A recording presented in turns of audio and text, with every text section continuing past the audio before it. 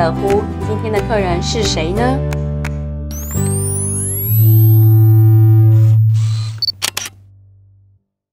？2018年10月底，在加州大学柏克莱分校一名学生会中的学生代表，因为坚持自己信仰的缘故，在校园中遭到同儕的霸凌，以及强烈要求他从学生会中放弃他的职位。Isabella Chow 在湾区出生长大，自幼接受home schooling 的教育，父母分别是来自马来西亚和柬埔寨的华侨。年幼之际，除了父母亲自在家教学外，也将他送到中文学校学习。在10月31日学校选举日前3天，当Isabella参加柏克莱分校学生政党会议之际，在面对学生代表会是否支持及宣导关于同性及变性生活方式的决议案时，由于坚持自己基督教信仰的理念，意见与多数学生代表不同时，选择投下了弃权票，成为唯一一名没有投下赞成票的代表，也因此遭到同儕的霸凌排挤，并在网路上以及校园中亲身面对其他学生在言语和人身上的攻击。由于校园追求的是言论自由以及尊重他人，也因此在当下闹得沸沸扬扬时，引发了媒体的关注。 These past few weeks, we first want to establish what happened. This is a student government kind of proclamation stating what exactly? Yes, so the bill, the main bill that I abstained from opposed Trump's proposed reforms to Title IX, and specifically one clause where a person's gender is defined as a person's biological sex. Now, the bill that I abstained from, not only did it say, we support freedom from discrimination and harassment for all individuals, and especially LGBTQ individuals, but at the end, there were clauses that asked me to promote an LGBTQ identity and lifestyle, and to promote organizations whose primary purpose is to promote the LGBTQ identity and lifestyle. And I said, because of my Christian views and because I represent the Christian community on campus, I cannot fully support this bill. 观众朋友，大家好，欢迎收看《谁来做客》特别专辑。今天很高兴邀请到 Isabella Chow。大家好，我叫 Isabella Chow， 中文名字是周宝玲。我在柏克莱是大三的学生，我读商业和音乐。Isabella 的中文讲得非常好，但是因为今天这个主题的关系，我们还是用英文交谈好了。谢谢。So Isabella, first question, just out of curiosity, how did you go from being homeschooled to a school like Berkeley? Yeah, I was homeschooled my whole life until I graduated high school. The choice really came down to Berkeley, UCLA, and a very, very small Christian school on the East Coast. In fact, so small it only has 300 people. And I was really wrestling between these decisions. It was, the opposites in every way. But at the end of the day, I really did feel like, as a Christian that, praying about it, I felt like I was called to Berkeley. There's something about the school that really attracted me. And I wanted to try something new. Okay. And Berkeley was very different from my homeschool environment. That is definitely new. Yeah. Yeah. So, okay, even more than just going to Berkeley, you decided to get involved in student government, right? So how did you make that decision? Yeah, so I was chief of staff for another senator my sophomore year, and she represented the Christian community, meaning that she got a majority of her votes from the Christian community on campus. And because of that, she nominated me to run for the next senator, and I received most of my votes from the Christian community and was elected. My interest from government stems from high school when I did speech and debate, and then that's when I realized, wow, politics is really interesting. It can be really messy, extremely contentious, but I think that we need more strong voices and voices of reason in our government. And that's why I decided to start out on campus. Okay. Yeah. So Berkeley is not exactly known as the thriving base for conservatives. Yeah. So I'm just wondering, is there a healthy or a sizable Christian population, or not even Christians, just religious and or those who hold conservative values? Yeah, I personally identify more as an independent moderate, meaning that I value debate between liberals and conservatives, so that somebody like me who doesn't strongly identify with either side can say, I agree with you on this and I agree with you on that, right? But even though we do have a pretty large minority of Republicans, conservatives in general, of Christians, and other religious groups, whether that's Muslim or Hindu or, anything else, you name it. But the problem is groups like conservatives and Christians are often afraid to speak out on campus because their views don't align with the vast majority of students. And especially in places like student government, the pressure to be politically correct is extremely strong. Okay, well, but you and also your predecessor were elected as student senators. So I suppose people cast the vote according to what they believe in, right? And so is the student senate supposed to represent like just the majority or the loudest voice, or is there any mechanism in there to enforce some sort of diversity of opinions? Yeah, I think that elections are the point of diversity. In other words, I do represent a minority view as a Christian, but I was elected to represent that minority view.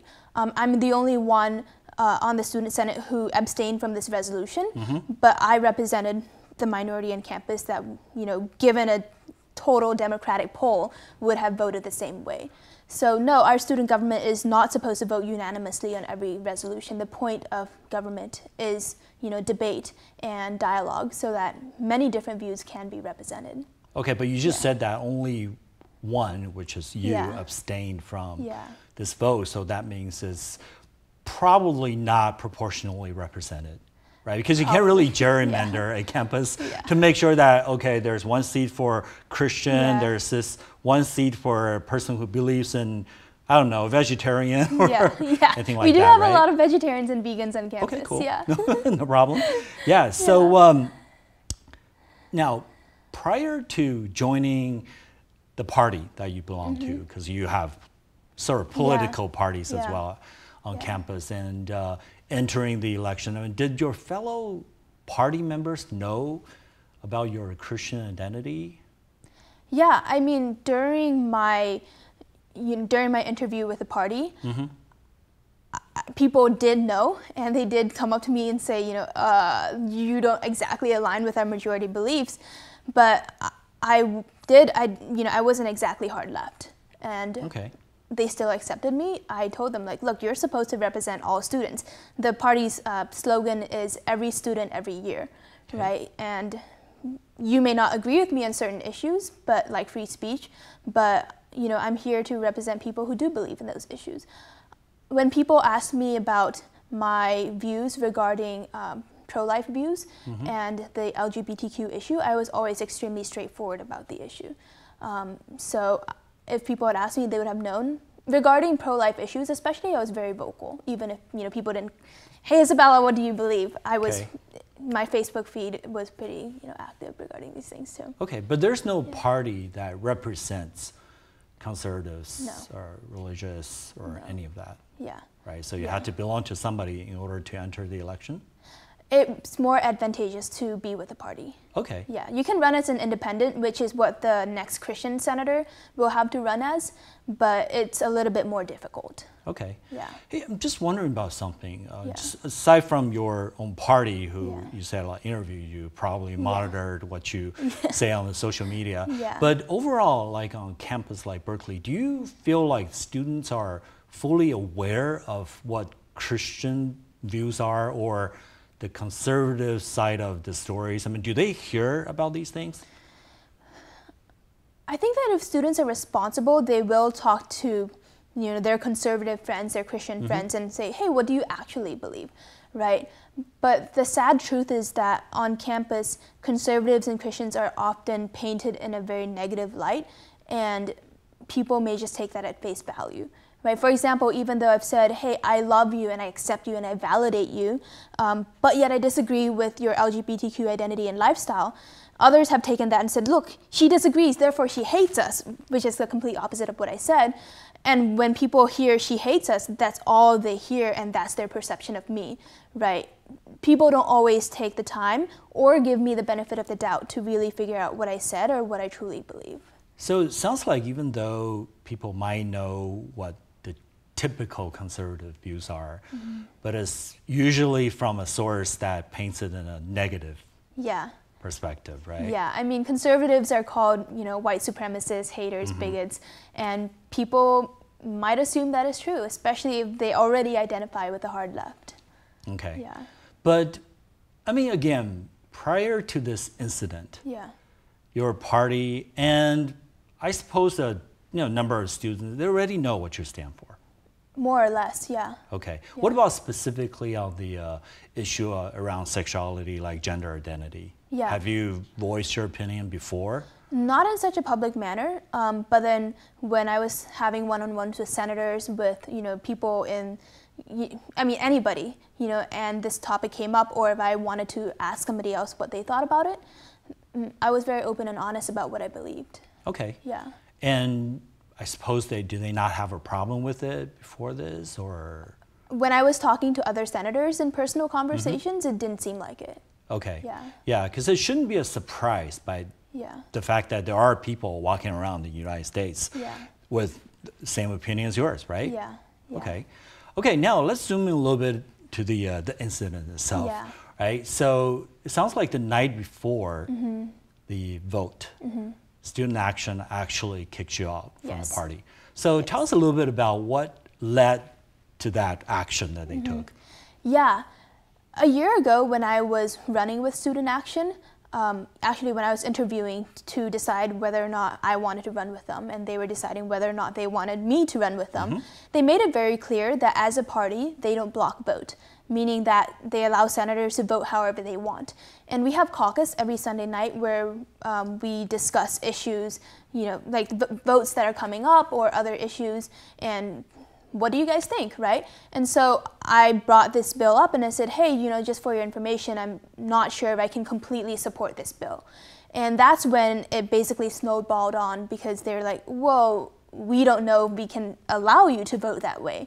And essentially by Tuesday night, it was either, Isabella, you completely support this bill or you're out of Student Action. And I couldn't vote against my conscience, and I couldn't vote against the beliefs of my Christian community. Yeah. And I think I read somewhere that you actually spoke to others on campus fellowships or and fellow Christians as well about this, right? Yeah, definitely. Even during campaign season, I talked to many Christian leaders, pastors or student leaders, and asked them, what do you see as portrayed in the Bible about the LGBTQ issue, and how does this apply to government? How does this apply to politics? And when I saw the bill come up, I definitely had a prayer support group of leaders, and Berkeley alumni who have been my closest advisors, and I just asked them, hey, I don't know how to vote on this bill, so please pray for me, And they were very supportive of the process I was going through in terms of wrestling with my faith and how my faith applied to, a vote that I had to make as a senator. Okay. Yeah. But hasn't controversial resolutions or issues come up before? Yeah. In front of the student senate, Yeah. and they have to hold a difficult vote, Yeah. or it's either divided or have one or two dissents. Yeah. I mean, hasn't this ever happened before? Yeah, definitely. We as a Senate don't have to, and we shouldn't vote unanimously on every single bill, especially controversial ones. And for me to abstain from voting on a bill is not uncommon. There are many bills where senators disagree, and bills where one or two senators disagree. Okay. Yeah. And it was fine. Yeah. They didn't get in trouble. Yeah. Nobody protected against them. Yeah. Okay, interesting. Yeah. Hey, so this specifically about this vote and Yeah. this resolution here. Yeah. Did they meaning the student senate, could the chairperson just make a proclamation? This is what I believe in, or this is what we believe in. We believe Title IX is wrong. We believe that Trump should step down, or whatever it is. Yeah. Can they just do that, or they have to hold a vote? We have to hold a vote if we want it to be a bill. But then, for example, the student government sent a letter to Trump's administration about Title IX. And that wasn't a vote. It was just a letter that you could sign on to if you wanted to. So there are, different mechanisms depending on what the function is. Okay. So but we could have issued a statement that wasn't a bill, but then because we wanted to pass a bill that at the end had specific clauses where, we symbolically promoted certain organizations on campus. I guess whoever, the senator who wrote the bill chose to introduce it as a bill and not just as a letter or as a statement. Okay. Yeah. So this sounds like it's a little bit stronger than just a letter or just some senators voicing their opinion, but they want to be, so that's why they want to be unanimous. Because the bills that we pass, as long as it's passed by a majority of senators, is the official position of the Berkeley student government and essentially of the entire student community, in that sense. Okay. Yeah.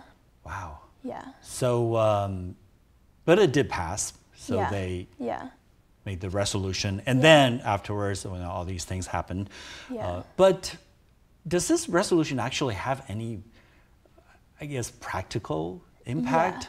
What happens afterwards? That's what surprises me because, not only are abstentions and disagreements common and expected within a government like that, but this bill was completely symbolic. We didn't even give additional funding to the organizations that were promoted. Essentially, it was just we as a student government stand in opposition to Trump's Title IX proposed changes, and as a response to that, we choose to promote these organizations in the text of this bill. But these organizations already existed and would continue to exist whether or not we pass that bill. And their funding, it comes from other bills that we vote on, at other times. Okay. Yeah. Yeah, but I can sort of understand why you're under pressure to do this because this is kind of a first giant step forward that paces or paves the way for other things that they could potentially do, right, in support of the transgender or the agenda or LGBTQ society communities. Okay, wow. So I can sort of like better understand or appreciate the kind of pressure that you were under. But speaking of pressure, how much pressure did you feel like? Was there at one point you almost conformed? You said I'll just vote yes, just get over with. I was definitely afraid. The reason why I chose to make a statement before the vote was because I knew Student Action, my political parties, they already kicked me out, right? And I had a copy of what their press release would say. And I didn't agree with what they said in their press release about me. And so I wanted to, on the record, for there to be a statement saying this is specifically what I do believe as a Christian, right? But I was afraid to say these words. There were, close people on my team that were saying, Isabella, look, you shouldn't say anything, just vote. Or there were other people who told me, maybe you should just step out of the room and just don't be there when they vote. And your name won't even be on the whole thing, but you won't violate your conscience, right? But what I asked myself was I elected to take a position of fear? Was I elected to stay silent when I'm, under pressure? And the answer was no. So, at the end of the day, there has been tremendous pressure at many points, but I'm so thankful for my team that has really carried me through all of this, and also for the Christian community in Berkeley, because I was very open and honest with the leaders about what I was going through. And, for example, the night of the protest, certain leaders from, different churches called together a prayer meeting, and it was a very spontaneously organized one, but the room was entirely packed, right? And I was sitting there during the protest hearing, the F word yelled at me over and over again, but there was just this peace in my heart because I knew that, there were many Christians who had chosen to take a couple hours off studying for their next midterm or whatever to pray, and not just for me, but for the LGBTQ community, knowing that, a lot of what they're expressing is hurt that comes off as anger and hate, right? I wouldn't be here without the encouragement and prayers of people in Berkeley, and at this point all over the world, knowing that, I may hold a difficult position, especially in Berkeley, but if nobody speaks the truth, then who will, right? Okay. If I don't speak the truth, then, it would just be an echo chamber.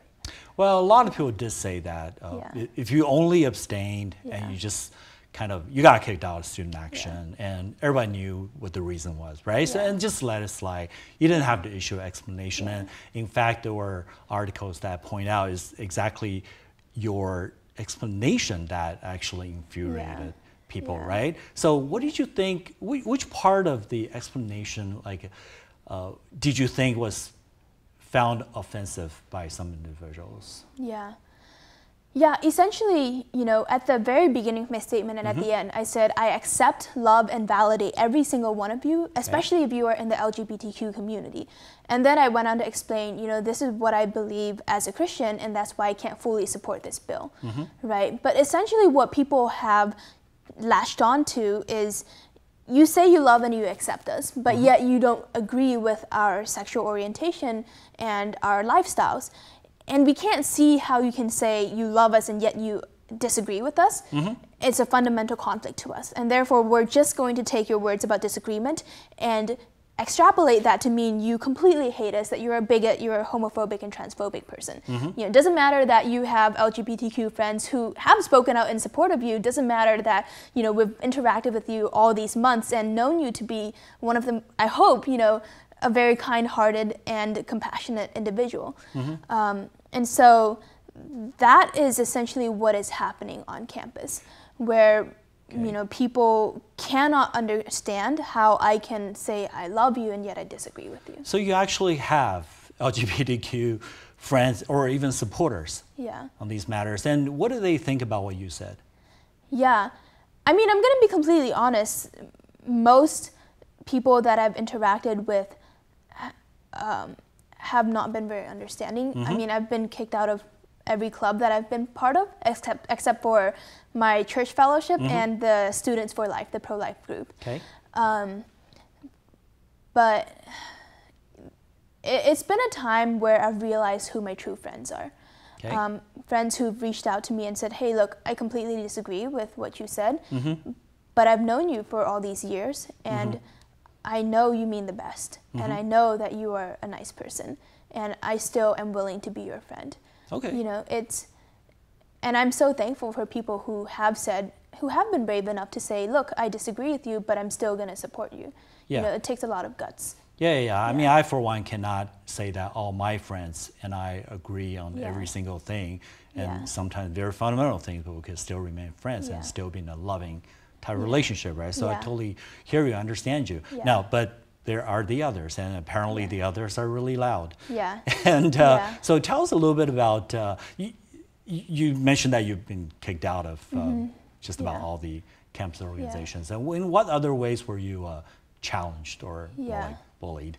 I mean, social media has been quite a lot. Let's talk about social media first. I mean, one thing I've realized about social media, let's say that, I don't like Isabella Chow, right? It's so much easier for me to pull up my phone and type up a very hateful statement and post it on, Facebook, Twitter, Instagram, it doesn't matter what, right? And that will have, likes, comments, reshares, and, your voice will be out there and it's going to be loud, right? But for people to come up to me personally and say, to me in the face, Isabella, you are, all these vulgar slangs that have been used on social media. That takes a lot more courage, because when people walk up to me, they suddenly realize that I'm just a student like they are. I'm actually a human and not just somebody who has been portrayed in a certain light, right? So social media has been by far the worst. Actually, because you're Chinese, so all the postings about you on Facebook actually circulate among Chinese communities as well. And I noticed 90% of the comments are actually against what you stand for, even among the Chinese communities. And why do you think that is? I mean, do you think there's just not a whole lot of people out there supporting your values, or? I think that there are people who do hold traditional Christian values. It's just a matter of, do I want to speak out and put myself out there? And also, is it the wisest thing to speak out? And because I did have some friends who tried on social media to comment and say, look, this is why you guys shouldn't be calling Isabella the F word over and over. Right. But their comments just got shut down. Oh, yeah. Right? Yeah. So at that point, it's like, is it even worth it if there's not going to be a respectful dialogue? Right, that's actually what happens is there would be one supporting comment and 9 other comments replying to that comment, made it clear, like, who's trying to overpower who. So what about, like, you mentioned something about, like, in person, like, there would be people calling you names.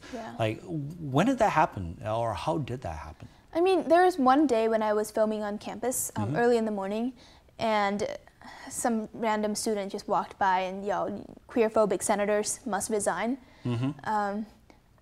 I mean, it's come to a point where I have learned not to let these words affect me and to stay true to who I am, right? And I've also learned a lot about what it means to love, especially as a Christian. That is something that, is extremely important to me, right? No matter what names you call me, no matter, that it doesn't matter that you voted me out of, the club I've been in since freshman year, I'm still going to respect you as a fellow student when I see you on campus, and I'm still going to love you as a, fellow human being.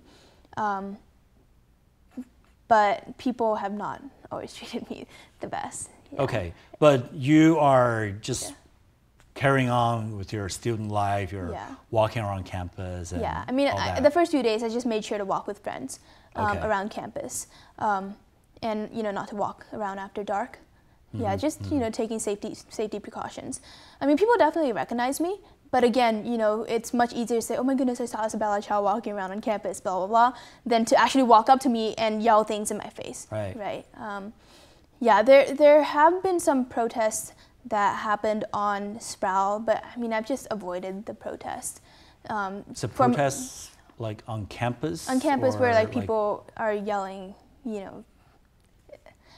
I mean, there was one activist who was yelling, "God is gay and she is trans," on campus and holding up signs. And the reason why she did that was there were other people who came on campus and were, openly supporting me on Sproul. And these weren't students; they were people. Some of them I didn't know who they were. And then I also had a friend who was in Sproul talking about his testimony because he used to be a transgender female and now detransitioned and identifies as male. And just for going on campus and talking about his own story personally, people just started yelling at him, and there's a big fiasco with basically like a yelling match. But I mean, I've personally avoided all of that, so I can't really tell you too much. But it's surprising to know that you at some point felt personally your safety. Oh yeah, definitely. I mean, my roommates had me on my location on all the time. Really? And then if I went out to Oakland with friends, they'd be like, "Oh my goodness, Isabella, are you okay?" I'm like, "Oh, I forgot to tell you, I went out to Oakland with a friend."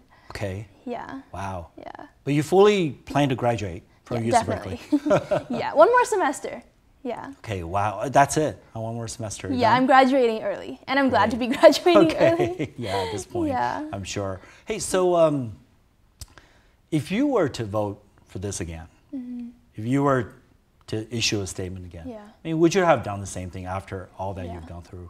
That's a question I've asked myself a lot of times. Do I have any regrets? And the answer is no, I don't have any regrets because, again, in my conscience, I knew that I truly believed what I said, and I truly believed that what I said was spoken in love, even if others don't perceive it that way. And I do believe that what I said represented a significant minority of students, and I just wish that there was more respectful dialogue.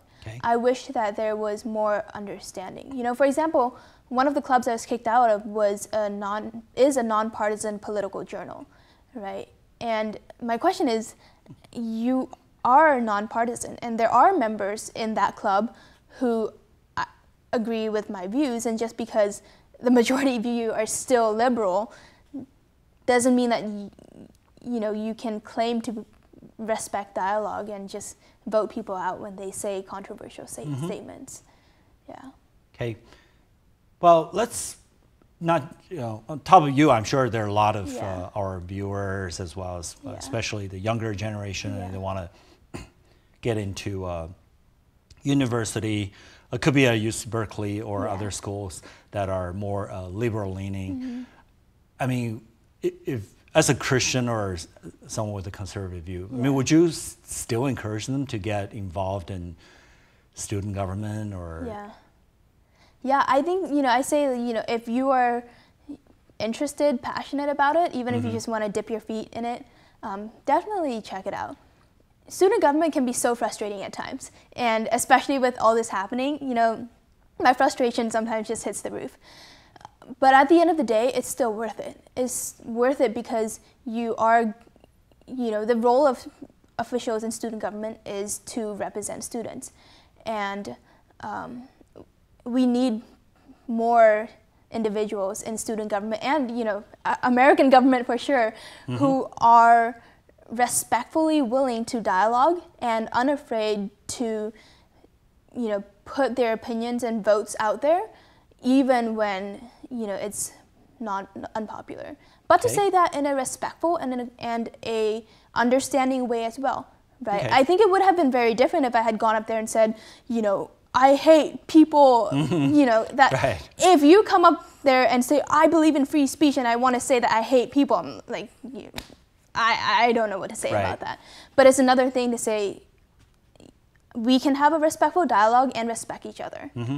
So you definitely support or even encourage people to speak up, those who hold conservative or Christian values, to be vocal and to, right? And not just in California, even in a place like Berkeley. To be vocal and, to be smart about it too, right? What I say is, it's not the smartest thing to go up on Sproul in Berkeley and just yell out all your controversial opinions for the whole world to hear and come and attack you, right? But it's another thing to be faced with what at least I consider to be a value judgment and a moral decision, and to be forced to make a decision on that, right? And when you are asked to make a decision, you make your decision, right? So just just to be smart about what you say, but to be unafraid to say it is what I'd advise people. Wow. Isabella, I'm truly inspired. Thank you. By your courage. I'm sure you're going to be successful in whatever you do. Thank you. The rest of your life. And I thank you for coming on this program, and best wishes to all your future endeavors. Thank you for having me. It's been an honor. 感谢大家收看《谁来做客》，有朋来访不亦乐乎。谢谢大家。我们下期再见。